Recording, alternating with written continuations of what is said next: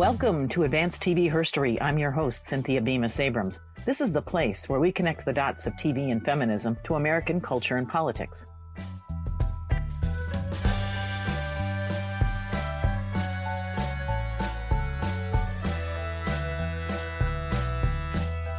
TV historians, you know me, I'm a long time, I'm a lifelong TV fan. And I have to say, this is a major fangirl moment for me. It doesn't happen often because I am joined today by Georgia Jeffries.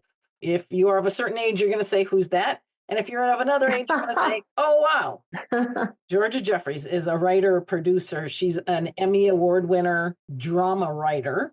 Her screenplays have been acclaimed by the LA Times, and they just basically call it devastatingly standing ovation material, because it is. Some of the best dramas you've ever seen on women-oriented TV came out of Georgia's noodle, because she creates multi-dimensional protagonists, and the stories are deeper, and she explores motivation, and she explores the nuance of stereotypes and expectations. And occasionally, at the very end of any of her episodes, the person who we love so much has just revealed a little bit more. That is the kind of storyteller that Georgia Jeffries is. She told stories through Cagney and Lacey, through China Beach, which I still maintain is the best TV series of all time, both in terms of its writing and its acting and its overall development. Love, love, love China Beach. We're going to talk about it. And Sisters, which is mind candy that is more needed in 2025 than ever before. I could go on about all of Georgia's work, but instead, Georgia and I are going to talk more about her work, her ideas, and then this book that she wrote just last year, and it's called The Younger Girl. Georgia is at USC. She is I'm going to end up having her because she's got a really cool title that I cannot say off of the tip of my tongue the way she can. So, Georgia Jeffries, welcome to Advanced TV Herstory. It's been 10 years in the making, but I would not have asked you on if I didn't know so much more about TV than I did in 2015 when I started this. Welcome. Thank you very much. A real pleasure to be with you. And congratulations on a decade of sharing TV herstory with our society. It's more needed than ever. Thank you. And your title is? I'm a tenured professor at the School of Cinematic Arts, USC. Actually, and I guess I will announce this publicly for the first time, I've just been awarded Professor Emerita, which simply means in Latin, it's a title of distinction, because I am taking early retirement from my teaching in order to focus exclusively on my prose writing. That's very exciting. Yeah. What was your journey to becoming a TV writer? It was a very evolutionary journey. I've always been a storyteller since I graduated from UCLA as both a history and a journalism major, actually history major, and then minored in journalism. But early on, that storytelling came through doing articles, magazine articles. Well, actually, my very first right out of college, I was doing promotional writing, continuity writing for the local CBS station. I married early. While I was raising our toddlers, babies and toddlers, I started freelancing and ultimately became a contributor and did my first cover stories for American Film Magazine, which is at this point a historical artifact. But at the time, it was one of the most prestigious film magazines on the lore and culture of film. And it was published by the American Film Institute in Washington, D.C. They had local editors here, and I pitched some ideas, and happily I was hired to develop them. But the crossover to television writing really happened probably closer to a half a dozen years after I graduated from college. And I'll give my father-in-law full credit for suggesting that I consider screenwriting as a more optimum career. Steve always had his eye on the most pragmatic career choices, I will say. And I wasn't bringing in a lot of money as you can imagine, as a freelance magazine writer, even though it was a wonderful part-time juggling act for being a young mother. So like so many people in Los Angeles, I took the extension screenwriting class to learn basic formatting. And that's about all I did learn in that class, basic formatting, because the teacher was far more interested in regaling us with all of his adventures in the screen trade and dropping names that meant nothing to me, I think anybody else in the class. But it did teach me the basics and also taught me for decades down the road how I wanted to teach. When the opportunity came up and I received the invitation to become a professor at USC. But in the meantime, I'm working on those first couple of scripts on spec, and I was still writing some magazine pieces. But it was an interesting crossover because I was meeting filmmakers. I remember doing an interview with Joan Tewksbury, who was probably one of the very few female writer-directors at the time. And as you know, she had started out as a script supervisor under Robert Altman, then had the opportunity to direct a couple of her own independent films.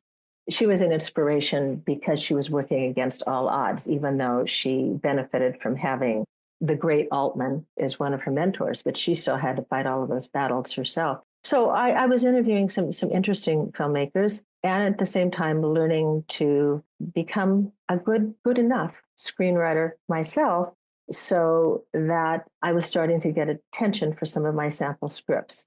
And through a referral that I met at American Association of University Women Luncheon, Women Supporting Women, I was directed to a former producer of All in the Family through his wife.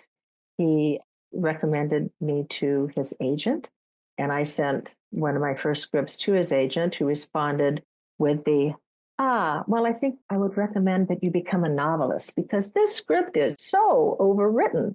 And he was absolutely right in retrospect. So once I worked through my grief about that, I had the composure to say on the phone, okay, well, I'm working on another script right now. Would you be willing to read that when I'm finished? And he said, yeah, okay, fine. And about a year later, I contacted him again. I actually wasn't working on that script. I only had an idea, but I wanted to try to buy some opportunity for down the road. And I called him and reminded him of what he told me. And he said, well, if I said that, I guess I'm in it. So yeah, send it on. He did respond to that script, primarily because he saw enough in it that he sent it out to one of his clients, who was a major executive producer of Movies of the Week at the time.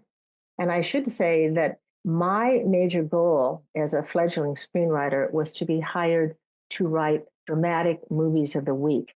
In the late 70s and the early 80s, as I'm developing my screenwriting ability and also networking with a wonderful new organization called Women in Film, another women's organization that I also became a member of the board on early on in terms of programming, that was where the real issues were covered. Dramatic, fearless issues that certainly weren't being dealt with in film at the time. It was very much a bro community of independent film by and large. And then commercial film was always what it was, very studio oriented. But it was television that was taking on certain cultural, social, thematic issues. And they were casting excellent actresses. So would there not be an opportunity for women screenwriters? Well, not for many at that point, because when I did sell my story treatment, my first 60-page story treatment was optioned by one of my first agent's clients, a woman named Viva Knight, one of the few producers in the business at the time, who was one of the stable of Norman Lear producers. And she had worked her way up as a secretary, and she was able to use her talents to become a producer of Mary Hartman. A comedy, right? I didn't write comedy, I wrote drama. But Viva Knight, she had plans about the kind of films and television series that she wanted to develop. So she optioned this 60-page story treatment. The reason I say 60 pages is because most story treatments at the time were probably 10 to 20 pages max. I probably could have written an entire script in the amount of time that it took me to write this scene-by-scene story page treatment. But through my naivete, I actually received a benefit because Viva Knight read it. She was impressed with it. She took it to an ABC executive named Lorene Arbus, who said it was the best story treatment she ever read because it was so detailed. Even though, I just did this out of naivete and innocence, like I've got to put as much there as possible. She was at ABC at the time, Movies of the Week. She said it didn't quite fit their schedule for the coming year, but she advised Viva to option it. That's what got me into the Writers Guild. Getting into the Writers Guild and Women in Film, I met a team of women producers. Gross Weston was the team. They hired me to do a rewrite on a CBS movie. And then at the same time, I had met a young agent trainee at ICM who was working very hard to move up the ranks under a powerhouse agent, and probably the only female agent at the time at ICM, named Sue Mengers. Huge amount of power, representing all the top talent actors.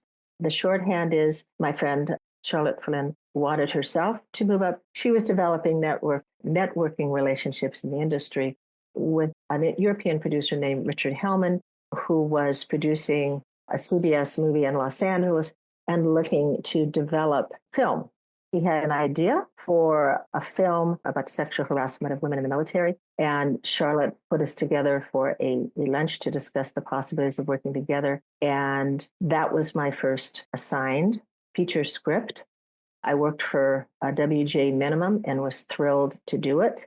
The script turned out well. And for about 18 months, there was a great deal of excitement at ICM because the director, Dan Petrie, who was directing Paul Newman in Fort Apache, the Bronx at that time, became associated with the script. David Susskind, whom you may remember, was a Powerhouse Television executive producer of documentaries at that point, became the executive producer, and they were going to be shopping the script around.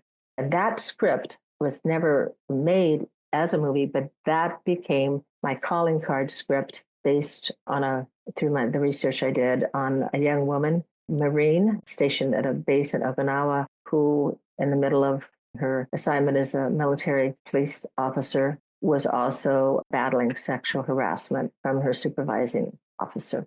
So that was a calling card. And I guess it was 2 years later, that was read by Barney Rosenzweig, the executive producer of Cagney and Lacey. And on the basis of his response to that script, he said, you could write Cagney, come in, pitch us a couple stories. If they work out, you get an assignment. We want you on staff. 5 months after that, I was on staff. Flashback, flash forward. I had never thought about writing, much less producing television series. I was really focused on these movies of the week, issues of justice with a female focus. Life takes us in new directions. It sure does. Just as you described then becoming a writer on Cagney and Lacey, a regular permanent writer, how then did you transition to a producer role? And what is the difference on that? I got that first assignment as a freelance writer. There were many more freelance writing assignments for screenwriters in the 80s and even through the 90s. And then it started to shift to very, very few freelance assignments, just a handful that were mandated by the Writers Guild for every series. But otherwise, everything was done in the writer's room with the staff writers. So I did that first script. It was called Unusual Occurrence. Cagney was accused of overstepping her bounds with a police shooting. That was received very well by the writing staff and by Barney and the actors. And then they immediately gave me an assignment to write what became Rules of the Game, which was the story of Cagney dealing with sexual harassment. And of course, that was inspired by their reading my calling card script. Once I delivered the first draft on that, they hired me as story editor. And the executive producer, who held all of the power, really, the vast majority of it, and the final stamp of approval, was Barney Rosenzweig. And his wife, Barbara Corday, and her writing partner, Barbara Avedon, created Cagney and Lacey, the series, which was inspired by a movie of the week that they had written 4 years before. And there's a long history to Cagney and Lacey, which you all know. It was dropped and then picked up, dropped, picked up again. So it was the phoenix that kept rising because so many of our viewers were demanding that CBS put it back on the air. So from the very beginning, I was in that writing room and we were bouncing off ideas and breaking story, whiteboard in the room, putting down the arcs, the A, B, C, D arcs. What was unique about Cagney and Lacey compared to Hill Street Blues is that each of the writers had the opportunity to have their own scripts with their own names on the scripts that were primarily their work. We all received notes on our story treatments, and there was a process. There was the beat sheet, the one-liners on what the scenes were, then the story treatment, which were like 2 to 3 paragraphs, could have been 20 pages, and then multiple drafts that received notes from the entire writing staff, especially from Barney, also the director, when the director came on. But in episodic TV, the director comes on really at the 11th hour. It's the executive producer who is the continuity for any television series, who again holds the real power. And then, of course, notes from the actresses. So we had cast readings. All of us, all the writers on staff were at that cast reading, along with the line producer and the costume designers, et cetera, where we received a lot of notes, particularly Tyne Daly, more than Sharon. I was getting back to your question about title. That also afforded us the opportunity to go to the editing sessions with Barney. And that was one of my greatest, apart from being in the writing room, being my film school, going to the editing sessions. Barney was always in the first row, of course, and the rest of us, depending on what our titles were further back.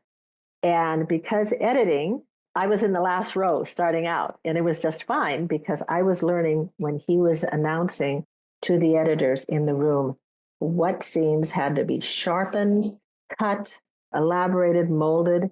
And that's when I learned really the film editing process is the last rewrite. That was a very, very powerful lesson for me in less is more. It's one thing to have a note on the script saying less dialogue, less is more, but actually see the process of film editing. So the next year I was promoted to executive story editor. And the following year, I was promoted to producer. Now, did any of my duties change? No. The title changed. The paycheck changed, became elevated. The status in the community changed to have the producer title. That first year, I knew nothing about staff writing. And I learned this from my agent because I soon moved from my very small agency to a larger agency, CA. I learned that the goal, at least from the agency standpoint, and for all writers who are interested in having a successful television career, that the goal is to become a hyphenate as soon as possible, which is the producer-writer title, and then move up the level of producer title. Producer, then you become supervising producer, as I was on China Beach. And then as I moved on to produce several movies of the week, several that I'd written, and also a couple of scripts that were written by other writers that I received the EP title on. And this is through my studio deals like MGM and Warner's and so on. The EP is the title that makes the difference. The EP, because the last word on the changes to the script. In addition, with the feedback from the actor stars, and the director. And that is all balanced by the particular power of those entities and also their interest in terms of giving notes. But that's actually the journey of starting out as a story editor to the power and control I had as an executive producer when I was able to get the green light for one of my scripts. And that's always, of course, one of the challenges in the business. You can make a very nice living once your work is recognized and with different development deals and assignments, but it's always about the green light. Through all that period from 1984 to 1998, I was doing pilots. And that was also part of the trajectory that the agency really imparted to any of their clients. Do a pilot as soon as possible, because the real money, particularly for the agency, they could do a package deal and also not just sell the script and the writer, producer, creator, but also their actors, directors, cinematographers, possibly. The first pilot I wrote was in between writing Cagney and Lacey, and it was called Ramsey, which was an acronym for Walter Reed Army Hospital. And I was writing at the same time as I was working full-time for Cagney and Lacey. dealing with the production deadlines. And the last pilot was in 2008. You can't have a conversation about Cagney and Lacey without asking the question, because it differs by, I suppose, when Sharon Gless or Tyne Daly are asked the question, which they've been asked 100,000 times. Did you know that you were participating in such a groundbreaking classic series? Did you know, or when did you realize that it was a series that was going to be with us, in a sense, forever? That's actually a beautiful statement. And I know Barney and Barbara and everyone who worked on the show would so appreciate you staying with us forever. I had no idea in the beginning, because I knew nothing really other than occasionally watching series, which I didn't have a lot of time to do, to tell you the truth. My children were so young, I would occasionally watch the movies of the week or a feature movie or something. I don't know if I ever mentioned to you, I'd never seen Cagney and Lacey before I was invited to come to the show and pitch it. I was on the board of Women in Film, and a friend had introduced me to Nikki Marvin, who had been a BBC producer who had just arrived in Hollywood, and she was looking for a position. I gave her some suggestions. In the meantime, she found her own position as executive assistant to Barney Rosenzweig, and then called me like 2 months later saying, you should send in your script, one of your scripts. She was the conduit. But by the time my script arrived and Barney read it, she and Barney had had creative differences, and she moved on to another position. I knew nothing about the series. I had to get on the fast track of learning, but I'll tell you, within probably 3 months of being on that series as a staff writer, I saw the power of it in our culture because of the Viewers for Quality Television, which was a powerhouse at that time, helping to keep the show on the air. Barney was a master publicist. He had actually started out as a publicist, I believe, at Paramount. And we were getting these letters, these amazing letters to the writers, not just to the actors, but to the writers. And we had staff members who would keep all of these letters, snail mail, handwritten letters. How quaint. Each of us writers received these letters. I took it as an honor. And so I would write back personally to a lot of these readers. I don't know how often that's done these days. But as I mentioned once before, one of our receptions for several of our episodes, I had the opportunity to meet Gloria Steinem, which not only made my day, it probably made the decade. There was such cultural support for the series at the time, and such a hunger and eagerness from women to see themselves on the screen as they really were. I mean, Lacey is a working mom. Cagney is a very ambitious, unpredictable heroine at different times. I really fell in love with the characters, and it was personally really wonderful timing for me because I was a young working mom. Oftentimes, Ty would send a message up to the writing offices saying, I need a mother's speech from Georgia, because I was the only young mom on the staff, right? There was women and men. There were a couple more men, but there were several women, and that was highly unusual at the time. If I can just ask, because I want to make sure we talk about The Younger Girl, your book, but there you were, you went from Cagney and Lacey, and then China Beach was just evolving. So Cagney and Lacey was up through... Cagney and Lacey was 3 seasons because I arrived at the very end of 84. And then I left in 1987 before the last year. Barney was looking at the transition from Cagney and Lacey.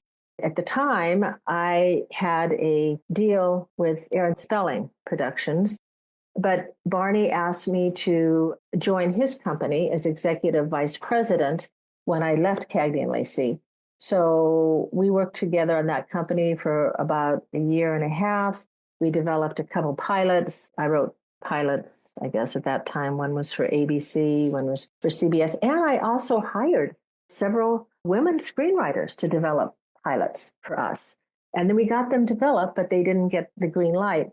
And then Barney had the opportunity to go to Jerry Weintraub Productions, take his whole company over there. Well, the company at that point was Barney and his assistant and myself and my assistant. Legally, I was bound to join the Weintraub company, and I did. that was a different experience for me. And in the meantime, I had been invited to join China Beach the previous year as a producer. That wasn't the right timing. But when I received the offer again, it was the right timing for me. That's when I went over as supervising producer. Different experience, much different experience than Cagney and Lacey, because the series had a whole different feel. So it wasn't the issue of the week as Cagney and Lacey could be. The dialogue was far more spare, a lot more emphasis on cinematography. And of course, it wasn't just the NYPD, it was the American invasion of Vietnam and the whole cultural legacy. I'll have to call it a tragedy because we lost so many young men of that generation. And it so divided America at the time. And of course, I was coming of age through that. So that was very important. It was a very important series for me to be a part of. I felt like it grappled with so many ethical and values-based conversations in a way that America had not done on prime time. It was not MASH and came at sometimes very sober topics, but tossed a little comedy, a little wit to it, and it went down. It was sugar and medicine. A good way of putting it. Not too much sugar. No, hardly any sugar.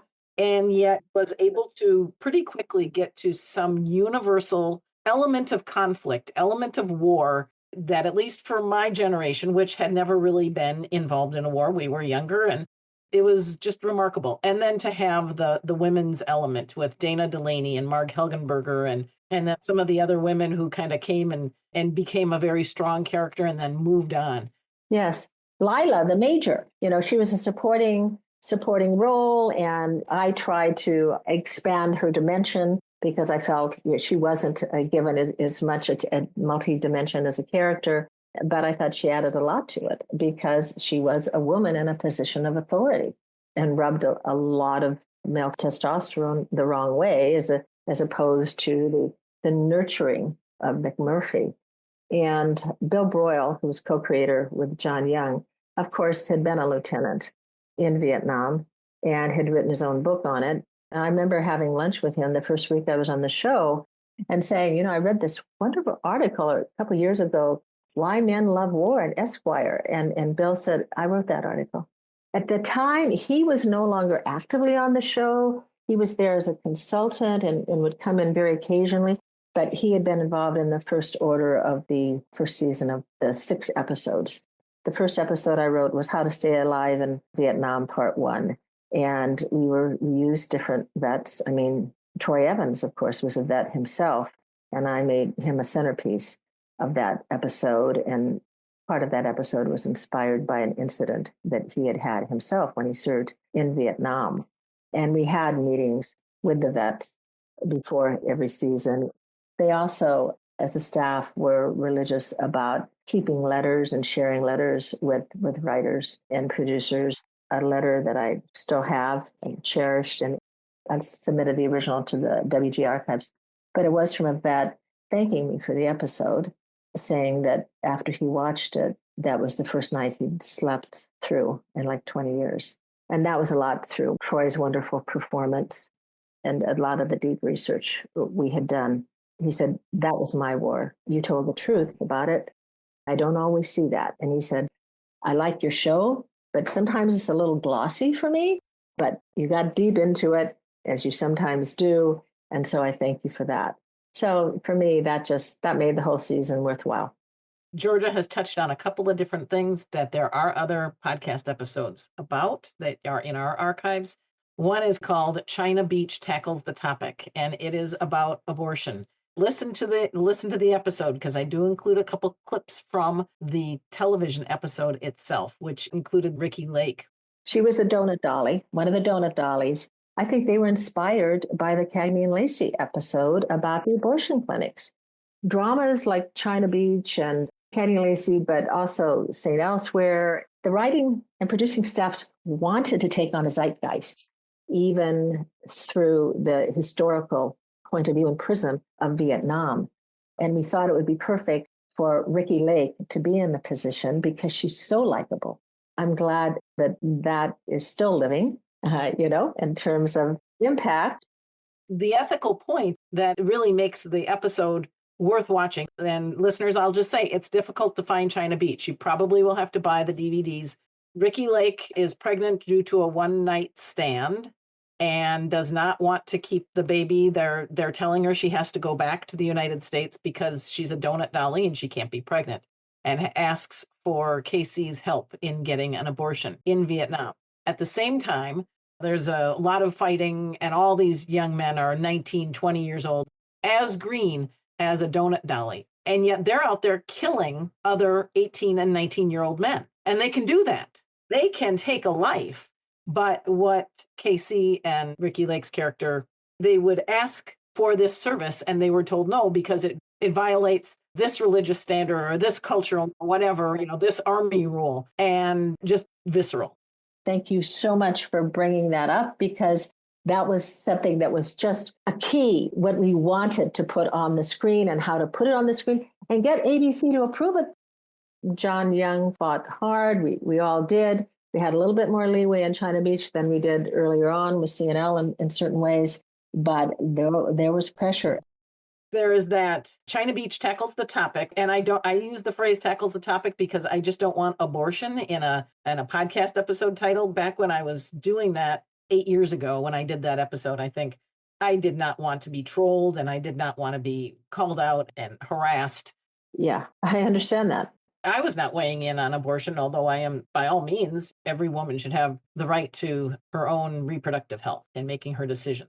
I also did an episode on the Viewers for Quality Television, Dorothy Swanson, and she recounted all of their efforts in a really fantastic book and contributed to sort of the continuity of the golden age of television, if you want to call it that, when, before the internet, viewers did need to write letters to writers. Yes. Whatever the networks were doing to jank with the time slots or moving you around with no sense that your followership was going to find you, they were paying attention, and they did it old school. That was old school organizing in the 20th century. So it's important because Dorothy Swanson and the Viewers for Quality Television are very much a part of TV herstory. Very much. There will always be eternal gratitude to their efforts. And I really, I would liken it almost to union organizing. Dorothy Swanson and her army of angry and driven and visionary women. Let's call them that, because they were. And they're primarily women. There may have been, a handful of men here and there, but it was primarily women. And they touched designing women and others. And all of them were kind of pushing the envelope of what was considered established TV content. And so it wasn't like they were regressive or super conservative, but rather they wanted to support the higher standards of writing and storytelling. And that is a lot of how you can attribute the evolution of TV in the 80s into the 90s was sort of some of that guiding support that took place literally out in the field. And a number of television critics and academics do consider it the second golden age of television. And then, as we know, we both read the book by the Syracuse University professor. Thompson. Yes, Robert Thompson. That's right. Yeah, he really did a great service in terms of communications history. Those of us who were involved in all of those shows, we were often invited to speak in different panels and presentations. And it was obvious that the zeitgeist was influencing us, and we were influencing the zeitgeist. There was a partnership here, as unconscious. I think it was actually very conscious on all the shows that I worked on. And I'm thinking also of other EPs, like with St. Elsewhere in particular. There were goals to, shall we say, enhance the responsibility of American society and really look at what perhaps the average person wasn't looking at unless they were personally involved. So in a sense, I guess we were all teaching and learning from one another. Sisters was not necessarily a teaching and a learning experience. It was a series that actually holds up in a pre-internet, pre-cell phone sort of way. It's about relationships. It's about family relationships, and they are sort of timeless. So any thoughts about your work on Sisters? Just briefly, I was invited to come on the show as a co-EP, and I was finishing a pilot, and I was also starting to work on my very first novel. After, having a lot of 12-hour days for almost 10 years, a good 9 years at that point, I wanted to just do something more on a consulting basis. So I came on as an executive consultant. Dan Lippman and Ron Cohen were great fans of both of the series that we've just mentioned that I had worked on. That's, why they wanted me to come on the show to bring that experience or point of view. But of course, through the prism of this family show that was also kind of quirky. Again, that was a show I hadn't seen a lot, but I knew that I'd been brought on the show to bring just a little bit more gravitas to it. And, I love the idea of the sisters and Midwest. I didn't feel that they actually used the Midwest as a character that much, but it was set in Illinois, where I was born. And I was to consult in the writer's room and to guide some of the staff members who were fairly new to the series television. But they asked me to write in particular the show The Good Daughter, which involved the trial of Kat's rapist, Kat being the daughter of one of the most popular stars of the show, which was Teddy, played by Celia Ward. So, of course, they knew about the sexual harassment episode that I'd written on Cagney and Lacey, and dealt also the rape on Cagney and Lacey. So I think that was part of Dan's and Ron's goal, to add a little bit more social relevance. And they did, right? And they did. And that was season 4. And I think that helped to maintain the series for another season or two, because they were going a little bit more deeply into things. And I have to tell you that because you mentioned sisters to me, and I hadn't really looked at those scripts or the DVDs for a long time, but I did find The Good Daughter last night on streaming. And I have to share this with you. One of the lines that one of the characters uses, because the young man who's accused, of course, is proclaiming his innocence. Besides Teddy's daughter, another young woman had been victimized by this young man. He's kind of a frat boy. Yeah, privileged frat boy. And she says, I thought it was my fault until I heard you on the stand. And I'd frankly not remembered that I'd written that line. And then that takes me back after I'd gone to a presentation and we discussed rules of the game in Cagney and Lacey. And a young woman who was in the audience walked me out, thanking me for that episode, and said, until I saw that, I thought it was my fault. She was talking about sexual harassment. And I realized I used what she told me in that episode 7 years later. So thank you for mentioning it to me, because otherwise I probably wouldn't have been looking at that episode at this point, And I thought that's how life informs art, and art, of course, informs life. Listeners, this is a little bit more of the work that I'm doing. This is research that somehow is going to go into a book at some point.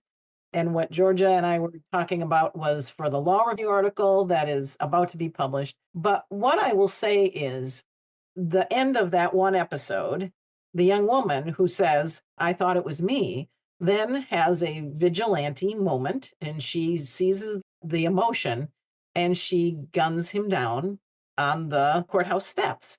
Yeah. And when you think of how many episodes of Law and Order SVU end with some aggrieved person who does not get justice, who then takes justice into their own hands, and that happens, I have to believe that it may have started with that sisters episode, because that's not how men necessarily would have closed out an episode. But there could be some Law and Orders that preceded that sisters episode, but I don't think there are too many. No, I think you're absolutely right. And the timing of your observation is very interesting, because about a week ago, Mary McNamara, who's a cultural critic for the LA Times, wrote a special article about angry women taking action in a way that in the past wasn't done.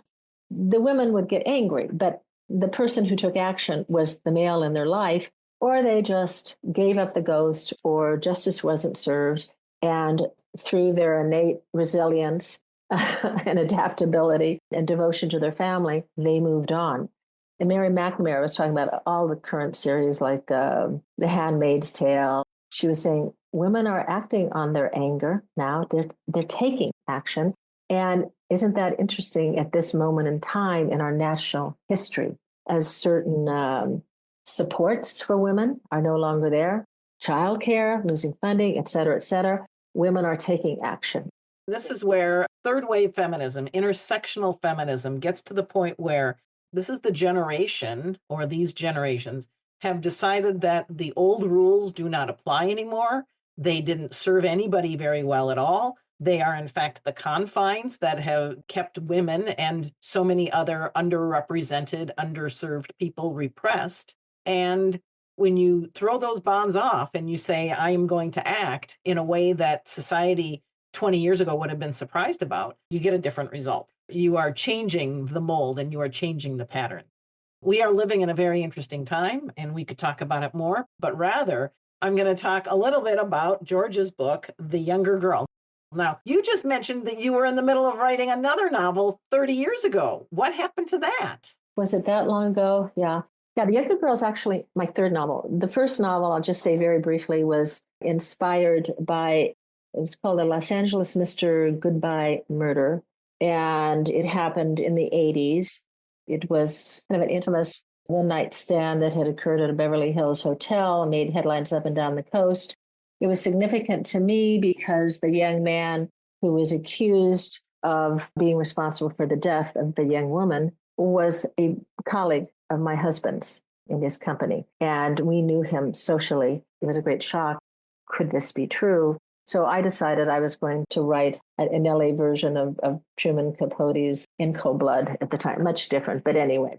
So for a few months, I was doing a lot of interviews with Jeff in jail, and then he was actually murdered before trial. And that was the first book, and then put it aside when Cagney and Lacey came up. So ultimately, I finished it. I had a New York agent. There was a lot of interest in it, but no sales. So I tucked it in the drawer, then started very slowly on The Younger Girl after taking my father back to Illinois in the late 90s to get more information.